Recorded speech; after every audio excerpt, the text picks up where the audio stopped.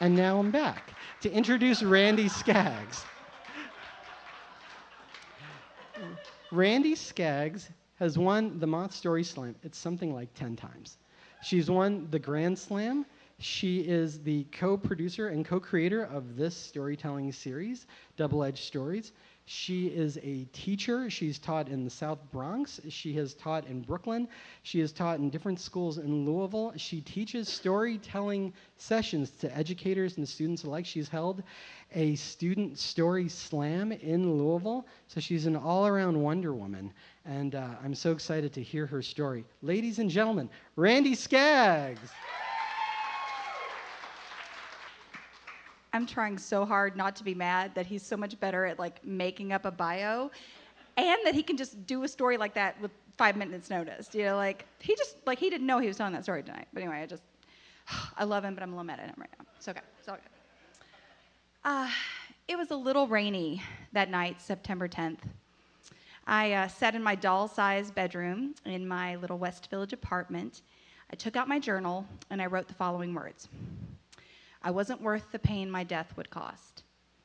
It's a line from a Dar Williams song about suicide, and suicide was all I had been able to think about for the past several months. I moved to New York straight out of college here in Kentucky with this dream of making it in the theater world. And for a while it was going really well. I had this awesome day job at an internet startup company, and at night I produced, directed, wrote, and acted in plays at this tiny little theater in the East Village. But then the internet company folded, and I lost my job. And that little theater became embroiled in all the wrong kinds of drama, and then I lost my performance space, and so for 6 months, I'd made neither money nor art. I felt pretty useless.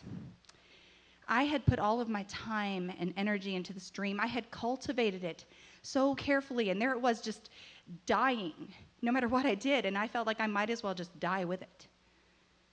I set my alarm for 9 o'clock the next morning. So not for 9 o'clock, for the next morning, because I had an appointment at the unemployment office to tell them all the things I was doing to try to find a job, which was absolutely nothing. And it was supposed to be a really beautiful day. So I was going to walk, because it was just 3/4 of a mile away. So my appointment was at 9 a.m. at 5 World Trade Center on September 11, 2001. And so the next morning, when my alarm went off, that cloud of depression, it just clung to me. So I turned my alarm off, and I went back to sleep. And I didn't wake up till both my cell phone and my landline were just ringing off the hook from people who were terrified that I was dead.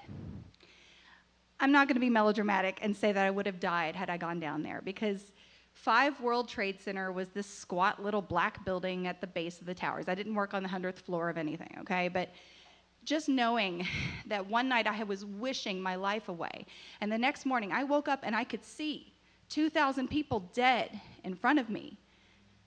It was just the worst feeling. You know, like the world ended and I was here standing, even though I didn't really want to be. And I thought, well, I should probably do something pretty good with this life, I guess. I always wanted to change the world, but I just thought I would do it through theater. You know, I thought I would write these plays and I would show everybody a different perspective, but then only people with the exact same perspective as me came to see my plays in my tiny little theater. So I needed a plan B. And in early 2002, I was dating this guy, Dave. It was going pretty well. And when I told him about this, the answer was just so obvious to him. He said, I don't know why you don't become a teacher. Well, he knew that I had always loved school. I was that weird kid, like skipping through the back-to-school aisles in early July, you know, and I loved working with kids. I found any excuse I could to volunteer with them because I found them to be much more entertaining and reasonable than most adults I knew, especially adults in the theater world. Oh, my God. But I could not be a teacher. I grew up this huge, huge fish in this tiny pond of a town, and everyone was just so sure I was going to make it big, you know, like at the very least I would win an award on national television someday, you know, but this wasn't for me. Now at the time, there were these ads on the subway for the New York City Teaching Fellows Program, which is this program that takes people who want to switch careers and get into teaching, and they put you through an intensive summer training program, and then immediately in the fall, you're teaching at an inner city school, and they pay for your master's degree as long as you promise to stay in one of those schools, which honestly, it's a program to get warm bodies into schools where nobody wants to teach. But let's just say somebody wanted to become a teacher. This would be the fastest and cheapest route to do it. And those ads were so persuasive. They had like these really attractive young adults in these professional clothes, and it would have quotes like, "Bet you remember the name of your third grade teacher. Wouldn't you like to be remembered?" And I was like, yeah, I want to be remembered. And I would think about decorating my classroom, or developing curriculum that did not center around old dead white guys. That'd be really cool. Or like planting these seeds of hope in kids that were growing up in poverty or abuse and showing them a better life, which is exactly what my teachers had done for me. And then I'd be like, no, you can't be a teacher, because teachers make no money, and everybody thinks they're lazy. They're just trying to get their summers off, and they leave at 3 o'clock. And when you go back to Kentucky, do you really want people looking at you saying, well, those who can't do theater teach? So for months, I went back and forth, and finally one day I said, you know what? On that day when you were left standing and everything was destroyed, you made a promise to make this world better. And the fact of the matter is, making the world better does not usually come with fame and fortune. So either do it or don't. So I said, okay, I'm going to do this. And I got online, and I looked at the application, and it was due the next day. And it was not an application you could do in a day, because it required letters of recommendation and a college transcript and essay questions. And I started to sob, because I couldn't believe that I let my ego get in the way of what I now knew was the perfect profession for me, of course, obviously. And so I said to myself, nobody ever told you this was going to be easy. So I dug my heels in, and I did it. I called professors and old bosses, and I got letters of recommendation emailed to me like within a couple of hours, and I found this old crumpled college transcript in my closet, and I wrote the essay questions. And this was 2002, so I went down to Kinko's, and I paid for copies and whatever, and then I got to the 24-hour post office near Penn Station in New York, and I got it in like just under the wire. And from that point on, I was obsessed. Like, did I make it? And I did, into the next round, because there are many rounds. If they're going to pay for your master's degree, they're not just going to say, here, come on, welcome into our program. And so the next round was me with a bunch of New York City teachers, and they seemed so grisly and hardened, like they'd seen things I couldn't imagine, and they grilled me on things like culturally responsive teaching and trauma-informed care, and I pulled out that drama degree, and I improvised and acted like I knew what I was talking about, and I made it into the next round, the last round, which was absolutely the worst round, because I had to develop a lesson on my own and give it to a room full of adults instructed to act like children. So they threw paper wads and interrupted me and were awful and rude. And again, I was like, I can do this, and I acted it out, and I made it. I was a New York City teaching fellow. And from that point on, everything moved really, really, really fast. We got into the summer program, which was hours and hours of classes every day, and then we would student teach in summer school, and there was no money, no pay, of course. And I thought the summer program, they would teach us how to, teach kids math or reading. No, it was boot camp to prepare us for what we were going into, because they knew that we had no idea what we were going into. And our instructor, Joanne, was probably in her late 20s, early 30s, but she seemed so wise, because she'd been doing this for a while. And she was this very special kind of loving that you only find in New York City, where we knew she cared about us. We knew she wanted us to do well, but she was so blunt. And she just told it like it was, And so there are 2 speeches that Joanne gave that I'll never forget. And because, I don't know if I mentioned that I have a drama degree. Did I mention that? I have a drama degree. I paid a lot for it, so I do mention it. So I'm going to act out the 2 speeches that Joanne gave us that I will never forget. Here's the first. Okay, so obviously when you get to your school, you're going to want to be nice to everybody. You should be nice to everybody. But there are 2 people you're going to be very nice to. Okay, so there's your school secretary. The school secretary does everything. She does everything, but the most important thing that she does is she is the one responsible for your paycheck. You piss her off, you're not going to get paid.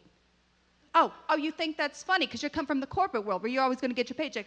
I am not making this up. You will not get paid. She lost the paperwork or there was a number wrong. No, you're going to compliment her on her outfit, her hair. If she's an asshole to you, you're going to act like you didn't even notice. You're going to be so nice to her. And the other person is your custodian, okay?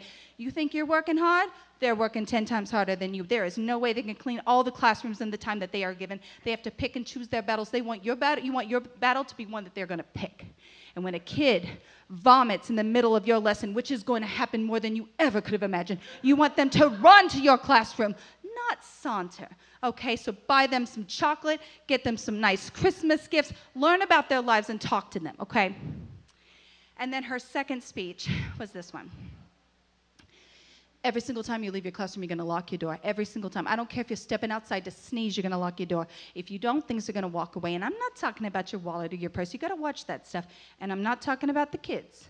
I'm talking about the teachers, okay?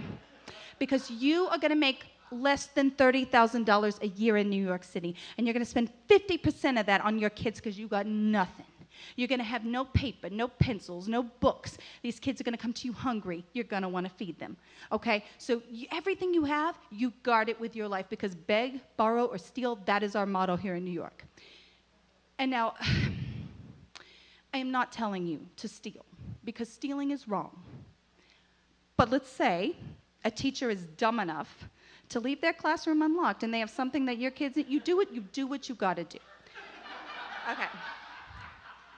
So I thought, okay, she is exaggerating so that when we get into our schools, we'll feel like, oh, okay, it's not as bad as Joanne said. But my first day of teaching first grade in the South Bronx, PS 114, near Yankee Stadium, I was 5 minutes into the day, and I said, oh, my God, not only was she telling the truth, she was sugarcoating. This was actually sugarcoating because, holy crap, I did not know what I was in for. I mean, yes, I decorated my classroom, and I planned awesome curriculum that did not center around old dead white guys, and I could see that I was planting seeds of hope in these kids that really needed it.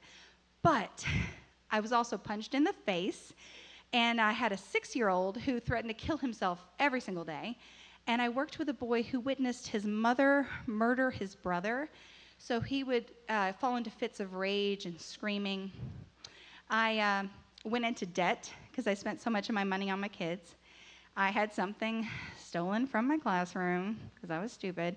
But I was really nice to the secretary and to the custodians.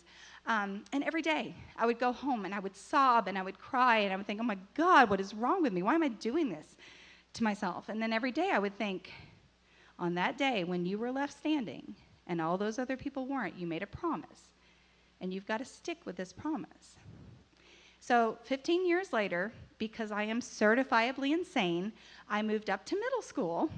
So I have the chance to reach 150 lives a year, not just 30. And you know, I know that I'm probably never going to win an award on national television. Sorry. But every year, I get these notes and these letters and these hugs and kids coming back to tell me what I meant to them.